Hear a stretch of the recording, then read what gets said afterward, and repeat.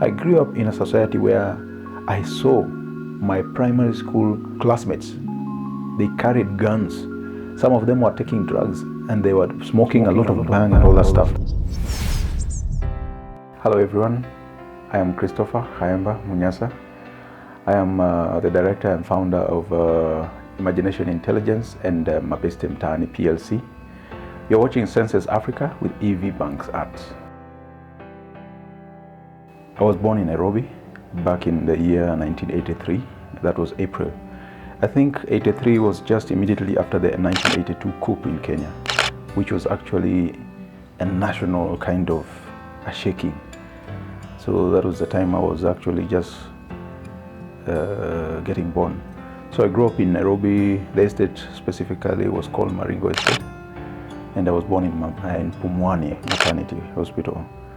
So that's quite that's something that is actually very memorable for me, Pumwani, you know.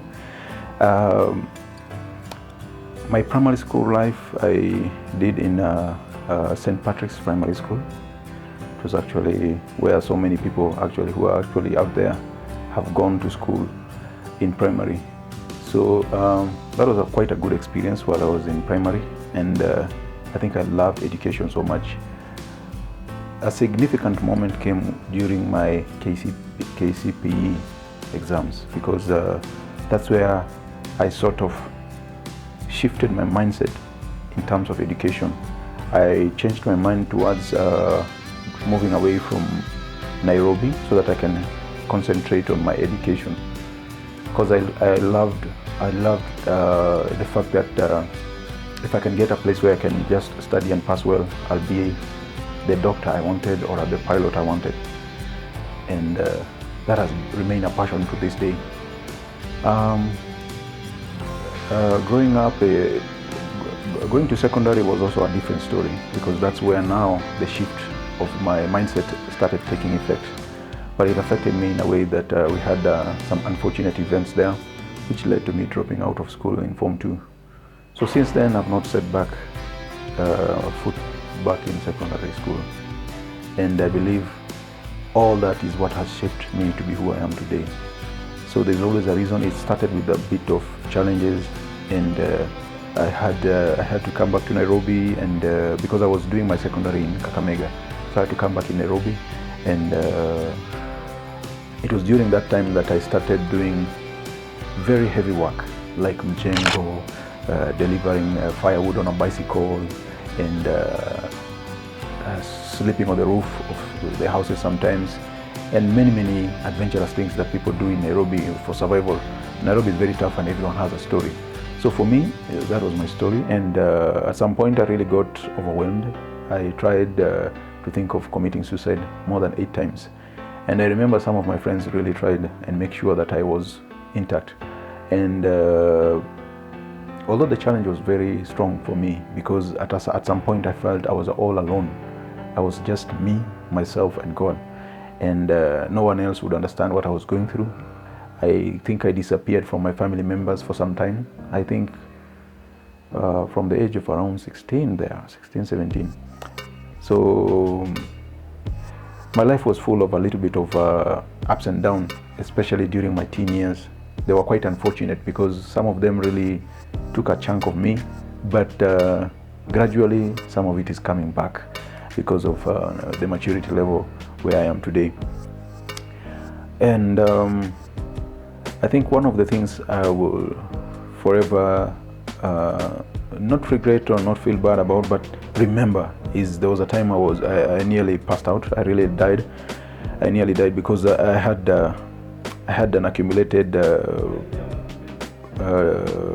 should I say malaria, pneumonia on my body, so which meant that they had gone to my spine according to the doctors. So I remember this one incident where in the morning I couldn't feel my body, and it all went up all the way to my waist and all that stuff. So I called out to the guys I was sleeping with, which was under Kibandaski, Katamboga. That's where I was sleeping at that moment. And while I was down there, when I held someone's hand where I was sleeping, because we were 3, and they woke up and ran for help. They came, carried me. It was about 2:30 a.m. So they took me to Kenyatta. By 5, they had done mchango hivi because they needed to take me to hospital and didn't have money. So they took me to Kenyatta Hospital, where the doctor says I was quite lucky because I could have died that day. So I remember the neighbors who came, they prayed so much for me and they really wanted the best, but whatever happened, and I have no regrets. It's part of life. You find yourself in, and you learn a lot as you grow. So that was one of the early instances where I can't forget. And those who helped me, I know I will find a way to say thank you in future. I haven't gotten the chance yet. Life has taken me through various stages in my life, apart from me being a Christian as well, which has really come in handy for me, because actually going to church and praying changed the way I view the society. I grew up in a society where I saw my primary school classmates. They carried guns. Some of them were taking drugs and they were smoking a lot of bang and all that stuff. They practiced very bad things, but I stood up and I chose to be who I am. I just chose to be a sane kind of person who is actually straight up, no shortcuts. I chose to follow the long path towards my success. I didn't want any shortcuts whatsoever. And with that came with a lot of prices for me to pay. One of it was having to be alone, because most people would go with the people who are actually going out there and partying and doing all that stuff. So me, while other people are going out there and doing all that, I would either be reading books or sleeping or even going to church and praying. So that really changed me because it really saved me. So many of my classmates died. Some of them were stoned to death because of stealing. You want the high life and you want it so fast to the extent that you want to steal. I didn't do that, and I really am grateful for all that. And it is at that time that I discovered I have a lot of leadership skills, because I would not allow anyone to suffer under my watch. And with that, I have several scars on my body to represent that. There's one on my lip here. I remember I was being stoned because I went in between some groups. They were trying to beat up some other children, and I was said I can't allow that on my watch. So that was the time I realized I have a lot when it comes to protecting other people or fighting for other people. So throughout my life, I have had very strong passion to help many people. But now with the lack of education thing, back then it was not easy to get like sponsorship like today. So for me, I tried all I could. The first try I had, I have an uncle who was actually in Professor Stanley Waudo. I remember reaching out to him, but I know he can't remember me because he's a family member, but the gap of the rich and the poor normally makes us look as if we don't exist. So with that came with its challenges. So the communication between me and him died off very quickly as it started. I was not able to get any funding. I was not able to get any help. I tried going back to secondary school, I think when I was around 19 there. I was determined. So I found a sponsor who tried to sponsor me. But unfortunately, that school realized I'm too godly, according to what they say. I remember the principal. I can't remember the name, but I can't forget the face. He refused to take me on because of me being a Christian or too godly or something like that. That was the definition I was given. So the sponsor who was funding me was returned back. The money was returned back to the sponsor so that I don't continue schooling. And that's how I even felt like I don't need to go back to school anymore. From that point, I became a watchman. I went and did some security at, back then it was Nakumatt Mega. Today it's, I think, today is what? Carrefour. Back then it was Nakumatt Mega. So I was there as a security. I stood there, and it was there that I got another chance to be a messenger back in Hurlingham. And from there I became, I remember one of the hardest and most difficult moments in my life was when I was in Hurlingham. I was working as a messenger. I would be sent with a lot of money, sometimes nearly $1 million or more. And it would be very difficult for me to be carrying that money, and yet my salary was just 6,000. My transport was 3,000. So I remember there was a time I really cried, and I told God, Manze, I'm really going through a lot, and I'm being sent, and I can't steal. It is not in me to steal. So what can you offer me better than this? Because I'm tired. I remember I was at a point where I nearly committed suicide. My suicide approach was not to go and harm myself. It was just to starve myself. That was my plan. But then God sent somebody by the name Gichuhi. Gichuhi offered me a place to sleep, because he said, if you're suffering and you're not able to get a lot of a place to sleep well, because I was really struggling with that, you can come and stay with me so that you save on money. And it is from there I got another one of the while I was doing my work in I was both a messenger and also a waiter, because the company I was working for had some kind of a cafe. I remember that time there was one of the principals of there's a school, the international school there. I'm trying to remember the name. There's a school there that is an international university actually. One of the head for the region, Nairobi, I think, was coming there. So one day he called me, he said, Chris, I see you might be having a problem. I can tell because of how you move and how you carry yourself. So he called me to the office, and I never wanted to tell anyone about my story. I had had enough of so many things, and he convinced me to speak out, and I spoke out to him, and I told him my position. I told him where I am from. At that moment, I think everything was just me and myself. I didn't have a brother to look up to, although they were there. We had a very distinct distance between me and my family completely. I was like a stranger. So with that, I believe he managed to convince me to create my first CV. So he made my first CV for me, and that was back in I don't know if I can remember so well, 2004, 2003 there. So this is one person I will never forget in my entire life. I know one day when I make it, I'll be able to go back and say, thank you, you made me not to commit suicide. And this person spoke to another CEO where they were having a recruitment going on, and they needed only engineers or certified engineers or graduates from university who had done engineering and all that stuff. But I was fixed into a position of an engineer, and I was given a book. I thank God for my passion for books. During my times as a security, I would also man an area where there were books. I would read a lot of self-help and motivational book. So when I was given the book about the machines I was going to sell, which one was going for at least 1.3 million, something I'd never done in my life. So they trained me, and they told me to believe in myself. One thing I will not forget about the CEO, what he did, he took my CV and hid it in his files. And he told me never to tell anyone about my education level, because it would compromise with all the other activities in the company. So he took my case as a very personal case. He made sure I have had a home. He got me a house.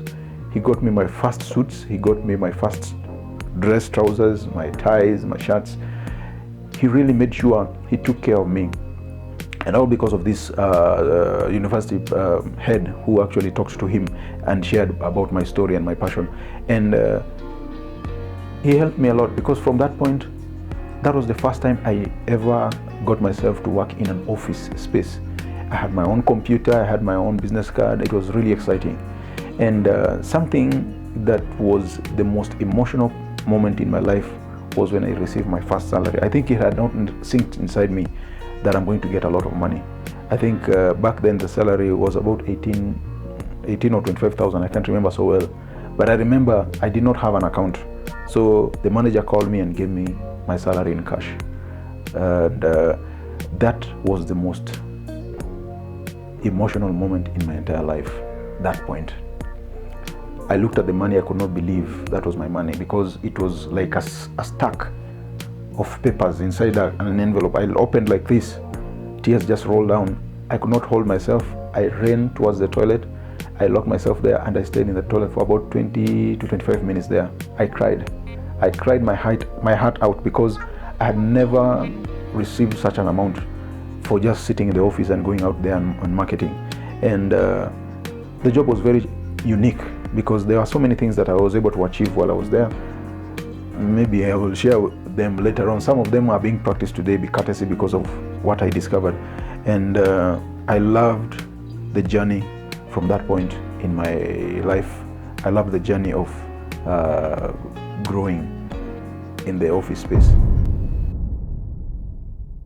I remember when my new boss now was actually giving me the clothes and every other thing, he also bought for me a bed. And I remember that was the first bed where I could say I would sleep and feel like this is what I own. That was my first time. So I remember many times I would sleep. Let me start all the way back. When I left school and I came back to Nairobi, it was quite a difficult journey because I was very skinny and had to travel with the Eldoret Express all the way from Kakamega to Nairobi. Very difficult journey. But then I knew life was not going to be easy for me because I have already experienced Nairobi. It's either you start becoming a thief or you don't make it. Because being good doesn't get you anywhere in Nairobi. I think right now people are seeing that. You either try to be bad or something. But I stood with my integrity. I told God, I'm not going to do anything bad. I'm going to be very hardworking until I make it. So I slept in church benches, and I remember sometimes I would even get chased away. I would go to sleep in the name of I'm praying the whole night because I didn't have a shelter. So there were times I would sleep in Kibanda, Mboga, just under the shop. As soon as the shop is closed, and under it was actually stones. So I would put some cartons and I would sleep. Some days I would sleep on a wooden, like the wooden crates. I would sleep on them, and sometimes I would just sleep on gunias. And then I remember there was a time also I would sleep on the floor, of course with a mattress. So the luxury of sleep was not there until when I got the office work. That was when I enjoyed the luxury of sleep. I mean, that day was actually unique for me because it really felt different. And then to culminate it with the salary in cash, I had never received bulk shillings in terms of thousands like on that day. So that's why it led to me being very emotional. I remember I really cried a lot in the bathroom. So that experience was actually unique in my life. It was very, very unique. And I can resonate with anyone who has not had a chance to have money, and when they get it, how they feel. Because it's a moment that you are not prepared for. For me, I was not prepared for that. So it really sunk in the moment I got the money in my hand. That's when I knew my life had changed. And from there on, I used to walk to work, but now it became a different story. This is because there was a moment where, while I was going to my new job, I remember there was a year or so, I had done mjengo work, and I remember it is in town. I was doing a building for Telcom in town. So I remember all the guys I used to work with. One day while I was in Matatu, I saw one of these guys, and I could tell he's still doing kazi ya mjengo because he was still dressed badly and he was walking, and I knew it was very early in the morning, around 6:30. So I knew he was going to work. So I looked at myself. I'm now in a Matatu wearing a tie and a suit, and he is still walking and doing the same job. I just said, I broke down in that Matatu also. I just hid my face towards the window so that I can just cry because I felt what he's going through, and I know the pain in going to do the mjengo work. And I was there privileged. I was now in a new kind of setup. I was doing an office work with a higher salary, with more. There's a lot I could celebrate myself. And these hardships that I went through made me become very cautious about even dating. I wouldn't date, I wouldn't go out there just drinking and all that stuff. My life was either work, home, work, gym, or something like that. So I remember I got to a point where in the office I used to be called Mr. Moneybags. Why? Because I had a lot of money, I didn't know what to do with it. That was when I didn't know how to invest. So all of it was just in the bank. Whenever someone had an issue with money and they were asking, hey, unaweza nisaidia na 10,000 nini? Yeah, I said sure, I would give. So it became known in the entire office that I'm the man who gives money. And I became like, I think I would have done a business there, but I wasn't in that idea setup. So I remember one of these incidences, the boss called me to the office and said, hey, Mr. Moneybags, come here, I want to talk to you. So he later explained why he called me Mr. Moneybags. Moneybags is because he was told Chris always gives money whenever anyone has a challenge. Even sometimes, even office work, sometimes I give money. So, but that was then, and that was an experience of its own. All right, Songa is border chartered services. When you hear the word charter, you can immediately relate it to like flying charters, you know, where you can hire a private jet, private helicopter and go to a certain function and come back.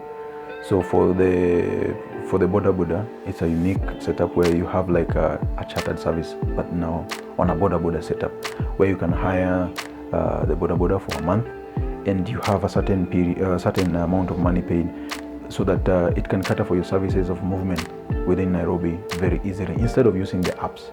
So we call it a unique chartered service. So that's why we call it Songa, because it will make you really move. It was inspired by the challenge of where the hailing apps sometimes get a little bit downplayed by the riders themselves, like the guys who are riding motorbikes, because they want to have their own monopoly where they have to increase their fares and all that stuff. But when you have a chartered services, it means you have a disciplined kind of approach towards the solution, where it will be more of a high-end kind of still, which will still serve the low-end kind of person at the same time. So this is something I aspire and would want it to become something big within Kenya and beyond. So this is just the start, and I believe we'll go far.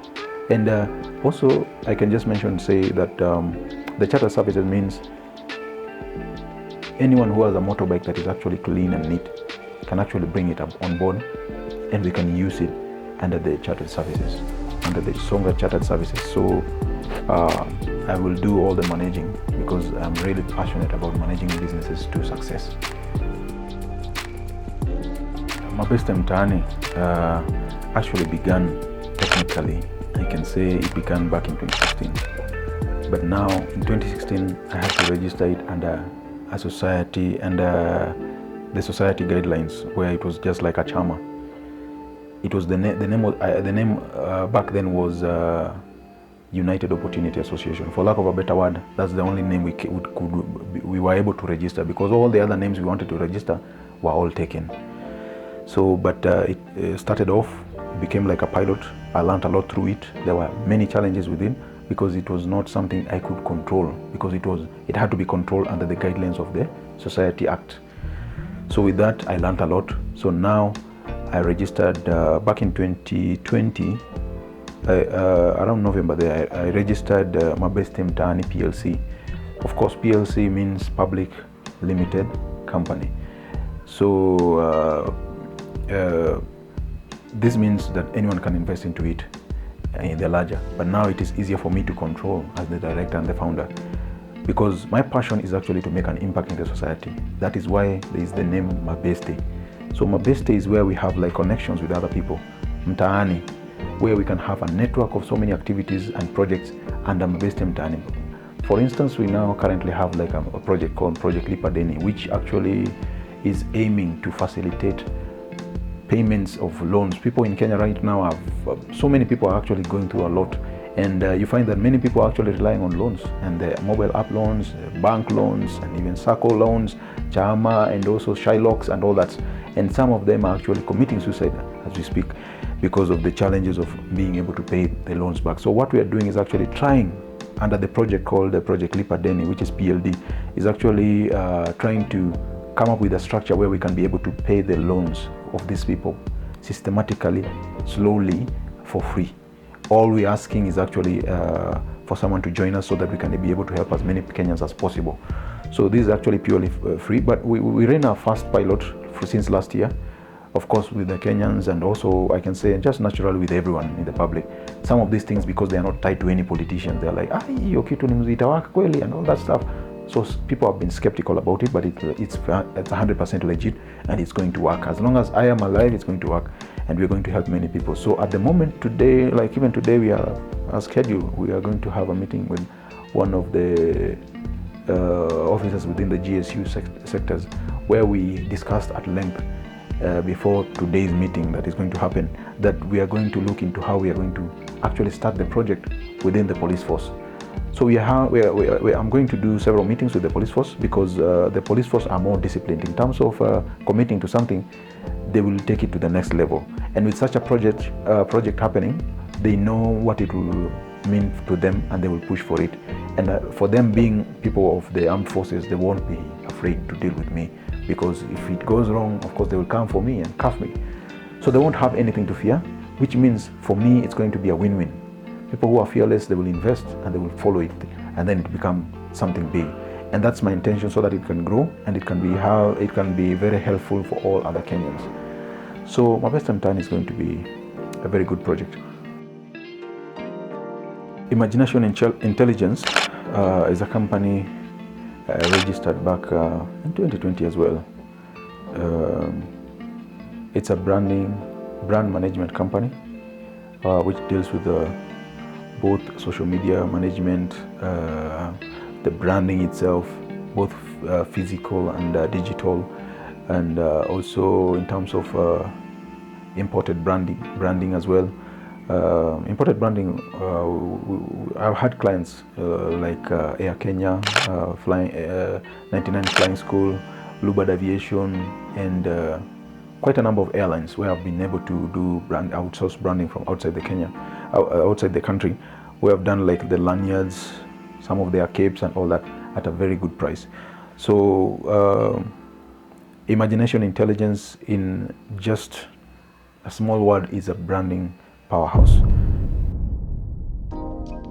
In the current space, time, and the period we are in, my lowest point was actually last year. My ex lost my son. I had to bury him back in my compound, in my soil in Kakamega, and I had to facilitate all that. And at this point, I had already moved on. I have another child with my current fiancée.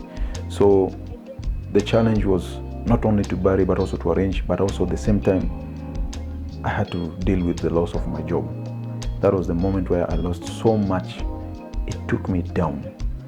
And all this became one of the lowest moments in my life. So between July last year, all the way to December, I've never in my life thought I would beg and look for money like I did. I literally lost all the connections I had out of the blues. I could not find money even to pay my rent. By 31st, the chief area of where I was living came specifically to my house because of the orders given by the landlady. And on 31st again, the chief again came to make sure that I moved out.